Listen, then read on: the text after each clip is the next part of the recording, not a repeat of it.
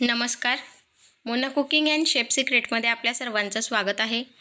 आज आपण मस्त तूप बनवणार आहोत. तूप बनवण्याची आपण एकदम सोपी पद्धत बघणार आहोत आज. तेही अतिशय उत्तम पद्धतीने रवेदार आणि मस्त कलरफुल असं तूप बनवणार आहोत आपण. चला तर मग रेसिपीकडे वळूया. सर्वात आधी आपल्याला कढई ठेवायची तापवायला. त्याच्यात आपण साठवलेलं साय त्याच्यात टाकायची आहे. रोज दुधावर साय येते, ती साय आपण साठवून ठेवायची आहे. तुमच्याकडे फ्रीज असेल तर तुम्ही तिला स्टोअर करू शकता. 4, 5, 6, 7 आठवड्याभराची जितके दिवस तुम्हाला जमेल तितक्या दिवसाची ती साय जमवून ठेवायची आहे. जर का दूध जास्त येत असेल तुमच्याकडे तर साय पटकन साठवते, आणि जर का दूध कमी येत असेल तर साय ही कमी येते. तुम्हाला जसं आवडत असेल तसं तुम्ही थोडं थोडं साठवून ती बनवू शकता. अशा पद्धतीने आपल्याला साठवलेली साय एकत्र करून ती कढईत टाकायची आहे.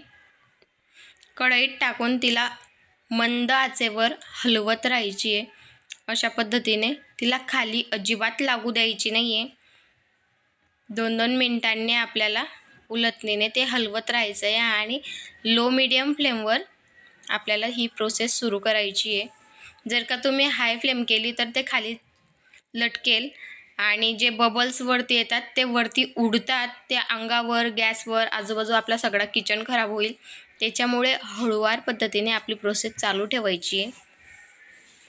जास्त हाय फ्लेम नाही करायची आहे, मीडियम आणि लो फ्लेमवर आपल्याला सगळी प्रोसेस करायची आहे.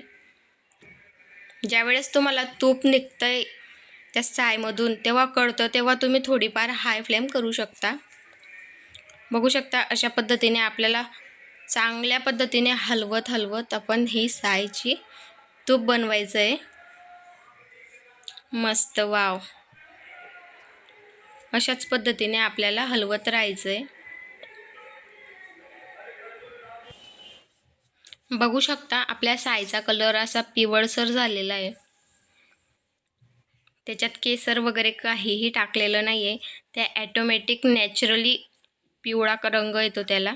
आणि बघू शकता तुम्ही रवाड दिसतंय उलटणीवर. ते थंड झाल्यावर आपल्याला कळतं की ते हे रवाड तूप झालंय असं. बघू शकता मस्त आपली प्रोसेस चालू आहे. अगदी 5 ते 10 मिनिटात तूप बनून तयार होऊन जातं. याची आपल्याला लोणी वगैरे काही काढायची गरज नाही आहे. डायरेक्ट साय कढईत जरी टाकली तरी अतिशय उत्तम पद्धतीने आपलं तूप बनून तयार होतं. बघू शकता मस्त तूप बनायला सुरुवात झाली आहे. व्हिडिओ बघण्याआधी लाईक, शेअर, सबस्क्राईब करा. बेल आयकॉन प्रेस करा, जेणेकरून अशाच पद्धतीने नवीन व्हिडिओ तुमच्यापर्यंत पोहोचत राहतील.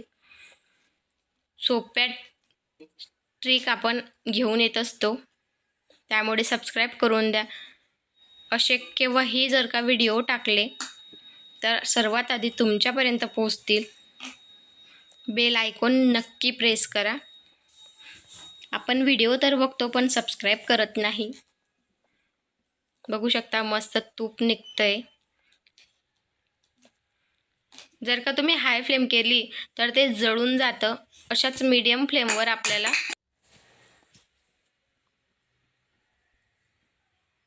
मस्त अशा पद्धतीने आपण तूप काढून घेणार आहोत. मीडियम फ्लेम करायची आणि शेवटी जेव्हा लाल रंग त्याला यायला लागतो त्यावेळेस आपण गॅस बंद करून द्यायचा आहे. वरती बबल येतात, बघू शकता. ते जास्त जळू शकतं, पटकन गॅस बंद करून द्यायचा आहे आपल्याला. आणि ते गरम असताना गाळलं तर त्याच्यातला जो खवा असतो त्याच्यात ते तूप अटकत नाही, पटकन खाली निथळून जातं. आधी आपण गाळणीने गाळून घेणार आहोत. गाळणीने गाळल्यानंतर आपण कापडमध्ये गाळणार आहोत. बघू शकता अशा पद्धतीने आपण गाळणीमध्ये गाळू. एका बाउलवरती गाळणी ठेवायची आणि त्याच्यात ते सगळं सारण टाकून द्यायचं आहे. सगळं निथळून घ्यायचं आहे.